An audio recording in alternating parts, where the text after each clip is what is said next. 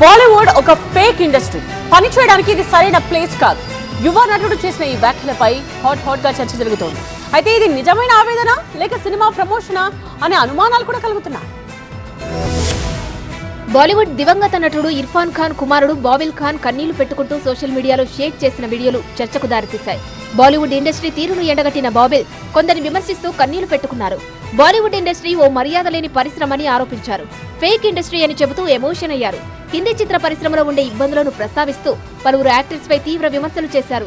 అర్జున్ కపూర్, షరియా కపూర్, అనన్య పాండే వంటి వారి తీరును ఎండగట్టారు. పనిచేయడానికి బాలీవుడ్ మంచి ప్లేస్ కాదంటూ ఆవేదన వ్యక్తం చేశారు. బాలీవుడ్ లో ఇండస్ట్రీ బాగుండాలి అని కోరుకునేవారు కొంతమంది మాత్రమే ఉంటారన్నారు. ఈ వీడియో పెట్టిన కొద్ది నిమిషాల్లోనే బాబిల్ దీన్ని డిలీట్ చేశారు. అయితే అప్పటికే ఇది వైరల్ గా మారడంతో చర్చ మొదలైంది. బాలీవుడ్ గురించి మాట్లాడిన వీడియోలన్నిటినీ డిలీట్ చేసి తన ఇన్స్టా అకౌంట్ ను సైతం డీయాక్టివేట్ చేశారు. దీంతో నెటిజన్లు ఈ వీడియోపై భిన్నాభిప్రాయాలు వ్యక్తం చేస్తున్నారు. బాబిల్ నిజంగానే తనకు ఎదురవుతున్న ఇబ్బందుల గురించి చెబుతున్నారా, లేక ఇదంతా సినిమా ప్రమోషన్స్ లో భాగమా అనే వాదనలు కూడా వినిపిస్తున్నాయి.